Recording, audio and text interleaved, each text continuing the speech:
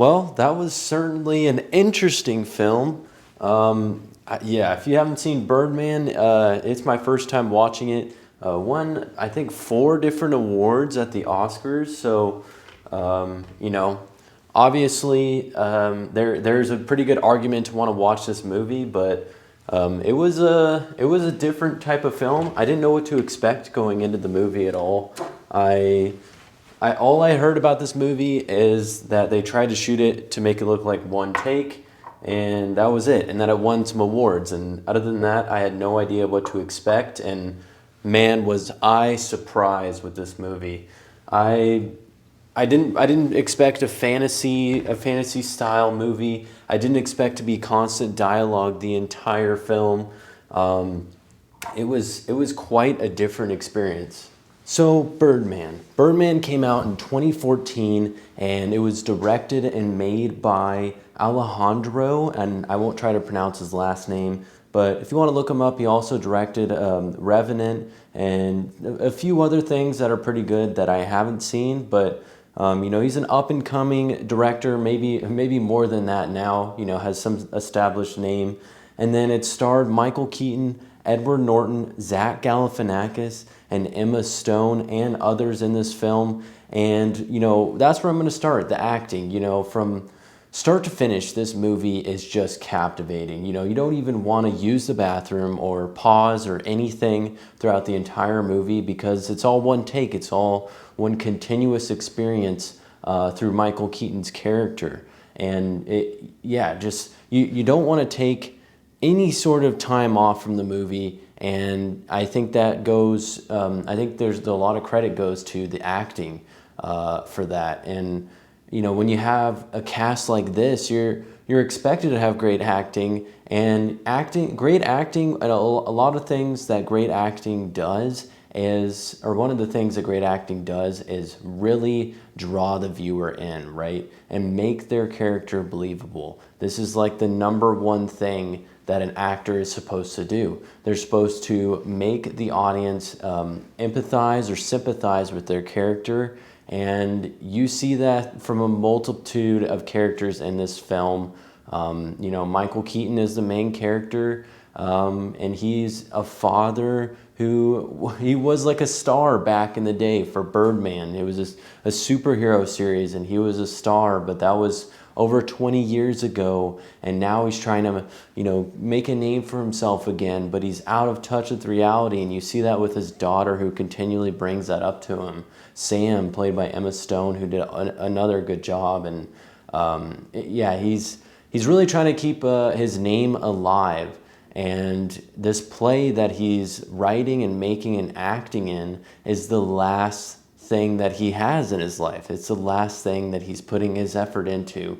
And all the while, he's listening to this voice in his head that's Birdman. Birdman from the movies, the character that he played over 20 years ago. And Birdman is continually telling him how bad of a job he's doing and kind of bringing him down, and wants him to return to being the Birdman that he was before. So it's not like necessarily a new story that we haven't seen. It really makes me think of BoJack Horseman, right? Very similar story. But BoJack Horseman came out after this. So, maybe BoJack is taking a lot from this film.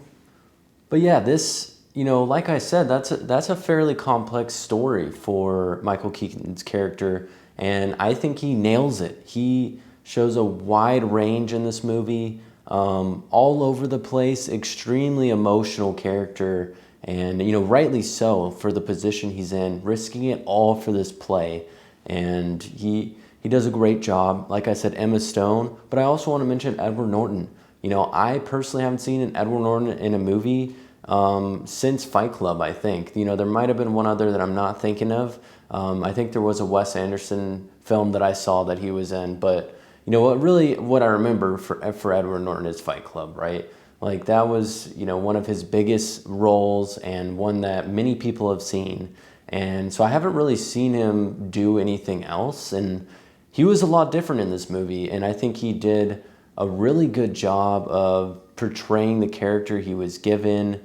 this guy who doesn't really care about other people, and you as a viewer, you grow to dislike him, and you really grow to like Michael Keaton's character, the main one, but you oppose that with Edward Norton's character, and he does a great job, and their whole chemistry and dynamic is very captivating. Outside of the story and the acting, when you put them all together into this one-shot style, sort of day in the life style, it's very, it's almost too much at sometimes, right? It's almost too much to bear because, all these characters are actors. Most of them are actors, right? Like they're playing actors for this play, and they're trying to play these actors as they're all involved with each other somehow, and I don't know. It makes me like not want to be an actor at all. I never really wanted to be an actor, but maybe stay away a little bit from actors because they seem to be absolutely crazy in this movie. Just all over the place. They're happy. The next second they're sad. This is not even when they're acting in the play. This is just behind closed doors, and there's a lot of peaks or highs in this movie or climaxes, I should say, where things with these characters come to a climax, and it's very emotional, and it's almost draining for the viewer, right? There's just no pauses in this movie at all, so you got to just go in knowing that you're going to spend 2 hours really invested in the story, but it will also be somewhat draining just because it's constant stimulation, it's constant conversation, just a very emotional story as well. Just the entire time, the entire backdrop is this Michael Keaton backdrop of this is his play, this is everything, and with that as a backdrop, I think it just elevates everything else, right? Everything else is just much more emotional. So I think that worked really well for the one take. Obviously, this movie wasn't all one take. There were edits, and you really notice that in the end of the film. This isn't all one take, but I don't think it's right to just sit there and criticize like, oh yeah, this isn't really one take. You said it was one take, and it's multiple takes. There were edits. I saw this edit near the end of the film, and it's not really one take. I think people were saying that with 1917, which was also a movie that was supposed to be one take, and I think that's just a poor criticism, because these filmmakers are trying to go for that one take look, and that is really hard to do for the actors, for everyone on the crew, just to maintain that level of filmmaking for that long. I wasn't like super impressed, right, with the cinematography. I think it was definitely good, but I think the story and all the acting and everything else really stood out more, and I think them choosing to shoot it as one take worked really well. And so the cinematography itself, to me, it was impressive, as they were ambitious, and they went for a lot of different types of shots inside of that one take style. But 1917 is another movie I can think of off the top of my head that I found to be more impressive. And then there's a long shot in the movie Atonement that I found also to be very impressive. Both of those are war movies, so I think those are just harder because there's much more going on in the frame. But I admire them going for this style in this movie. Overall, I would say this was a great watch. Going in not knowing much about the movie at all, it really captivated me. I really connected with the story. I think we all want to feel important, right? Like even as we get older, we all want to feel important and relevant. And I think that is very tough to do, especially given his circumstances. He was a star back in the day, and I can't imagine what it would be like 20 years from that point on, how